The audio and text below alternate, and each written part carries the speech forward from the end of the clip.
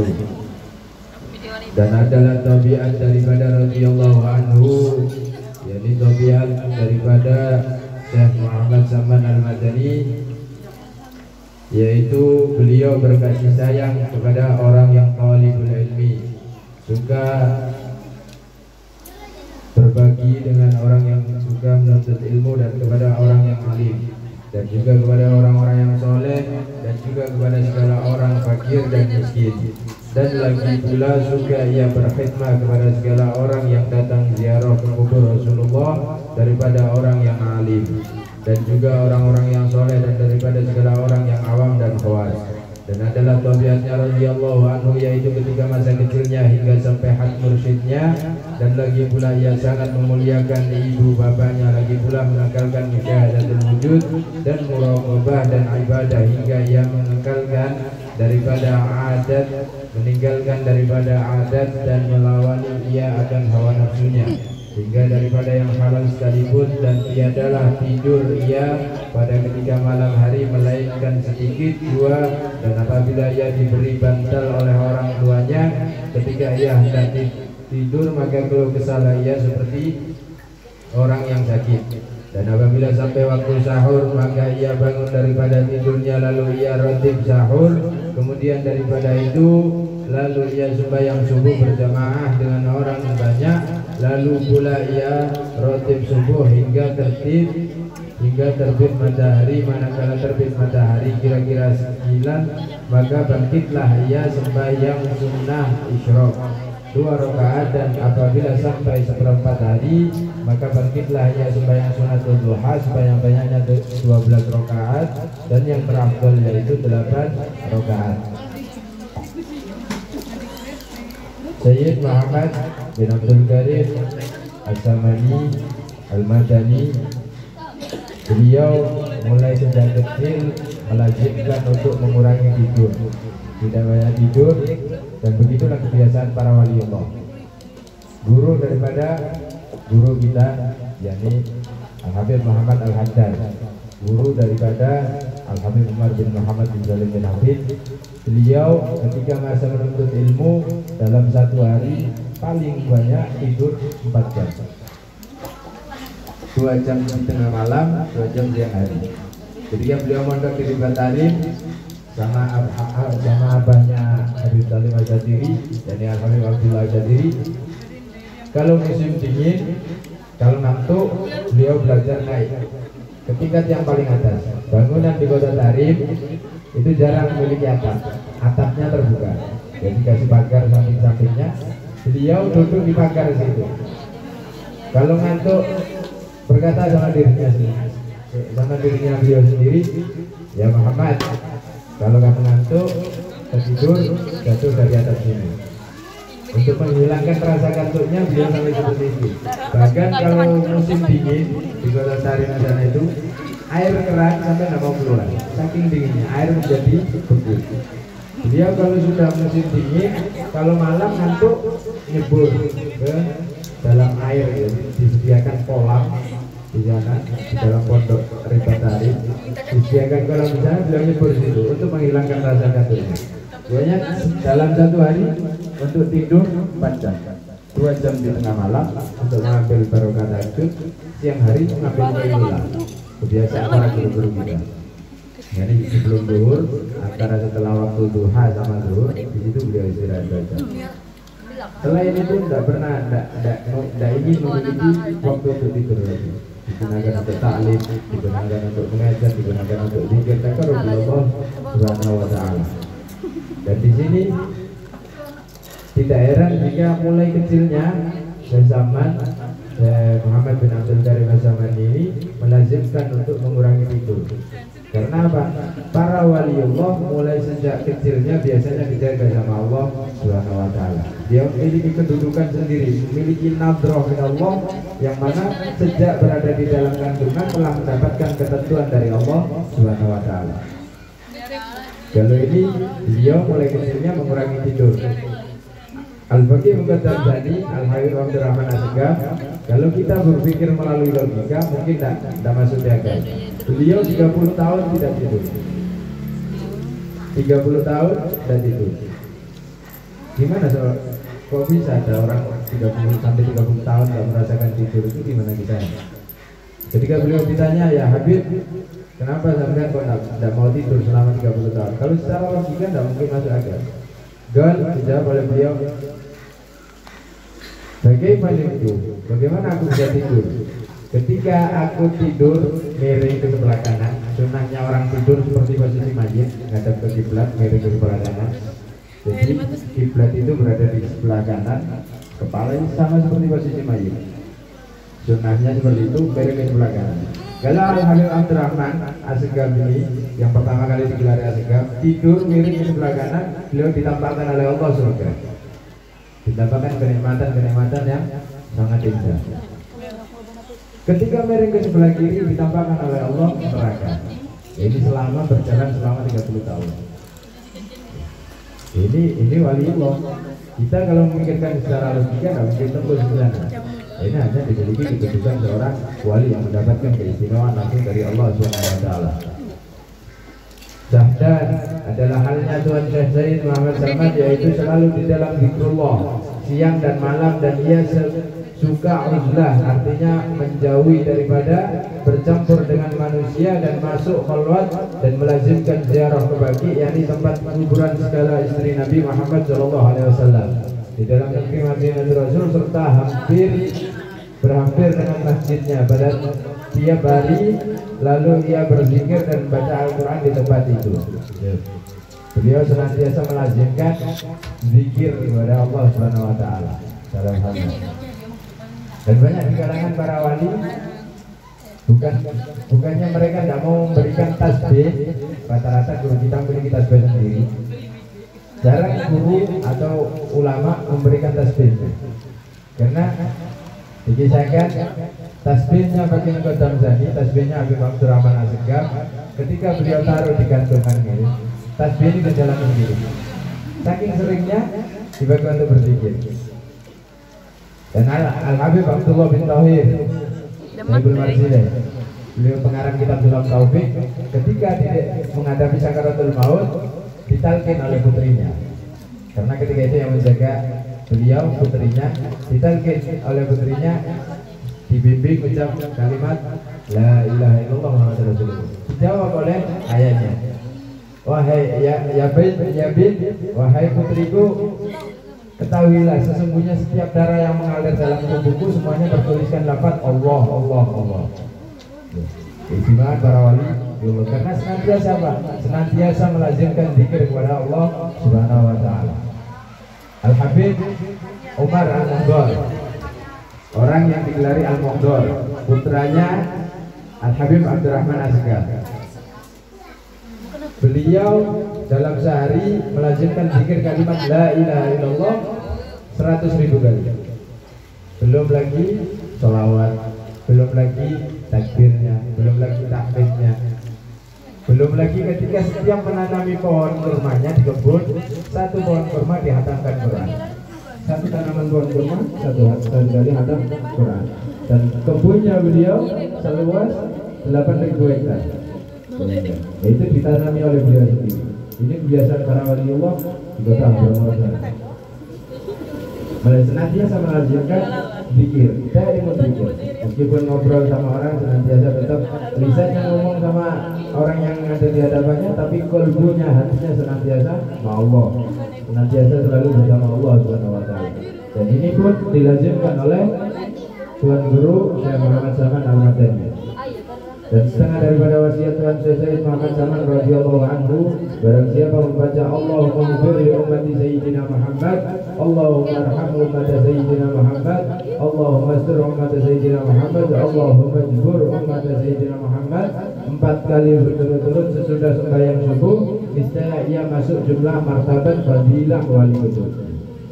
Siapa yang melazimkan baca doa Allahumma ighfir li ummati sayyidina Muhammad, Allahumma arham ummata sayyidina Muhammad, Allahumma astur ummata sayyidina Muhammad, Allahumma jbur ummata sayyidina Muhammad, 4 kali berturut-turut sesudah sembahyang subuh, maka dia masuk martabat fadilah wali kutub. Artinya wirid ini yang biasa dilakukan oleh wali kutub. Nah, wali kutub, kedudukan wali kutub setiap zaman, setiap masa itu hanya satu, Jika beliau wafat, maka akan timbul ganti. Tidak bisa terjadi seorang wali mendapatkan kedudukan kutub di dalam satu zaman. Gal dikatakan Al-Habib Abdullah Al-Haddad. Beliau yang paling lama menduduki kedudukan wali itu. Mulai sebelum balik, sejak umur 14 tahun atau Gil, ada yang mengatakan umur 16 tahun. Tapi yang paling masyhur mulai 14 tahun beliau sudah menduduki kedudukan wali itu, pemimpin daripada para wali seluruh dunia. Al-Habib Abu Bakar bin Muhammad Asgar Gresik, muridnya Al-Habib Ali, pengarang Maulid Bintu Duron. Beliau memegang kedudukan wali kutub lebih dari 20 tahun. 15 tahun beliau khalwat di dalam kamarnya. Uzlah mendapatkan perintah Allah, disuruh mendapatkan isyarah untuk uzlah. Akhirnya uzlah dan ditarik dari uzlahnya, dikeluarkan dari uzlahnya oleh Al-Habib Muhammad bin Idrus Asgar. Al-Habib Muhammad bin Idrus Al-Hakim, salah satu gurunya sendiri. Al-Habib Muhammad bin Idrus sebelum mengeluarkan menarik Habib Abu Bakar dari uzlahnya, beliau 3 hari uzlah meminta, hanya memohon kepada Allah Subhanahu wa taala untuk diberikan izin supaya Habib Abu Bakar diberikan keluar daripada uzlahnya. Perhatian dulu kepada muridnya. Dan ini kita diberi amali oleh Syekh Muhammad Zaman Al-Madani untuk membaca melazimkan zikir ini. Dan setengah daripada karamah Tuhan Syekh Muhammad Zaman, yakni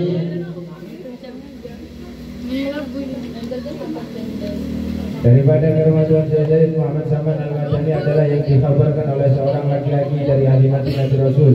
Setelah aku keluar dari negeri Rom bersama-sama 10 orang bertunggangan kuda, ketika sampai di tepi hutan, kami bertemu dengan beberapa orang yang hendak menyambut kami. Mereka semuanya berkuda lengkap dengan senjata mereka, maka kami sangat was-was, sangat susah tiada dapat berlepas dari mereka itu, hingga tawajuhlah kami kepadanya, kepada Tuan Syekh Muhammad Zaman, dan kami seru, ya Zaman, ya Zaman, ya Zaman 3 kali. Maka tiba-tiba kami lihat Tuan Syekh Muhammad Zaman di atas kuda putih, padahal ia menutup mulutnya dengan kain putih, memberi isyarat dengan tangannya menyuruh kami berjalan. Maka berjalanlah kami, dan mereka tidak mengikuti kami berkat karomah Tuan Syekh Muhammad Zaman. Bukan hanya dimiliki oleh Syekh Muhammad Zaman. Ketika awal-awal meninggalnya Al-Habib Umar Mahdhar, ahli tarim, orang tarim itu, untuk menunjukkan, mencari bukti karomahnya Syekh Umar Mahdhar ini, naik ke gunung yang tingginya hampir 30 meter, loncat dari atas, teriak, ya Umar Mahdhar. Tanpa ada pelindung apapun, turun loncat dari gunung, teriak, ya Umar Mahdhar. Tiba-tiba di bawah sudah ada tangan yang besar memegang jasad orang tersebut dan ditaruh, diselamatkan berkat karomah Syekh Umar Mahdhar. Tapi sejak zaman Al-Habib Alwi bin Abdullah bin Syihab, ditutup karomahnya Syekh Umar Mahdhar ini daripada khalayak umum untuk menjauhi fitnah.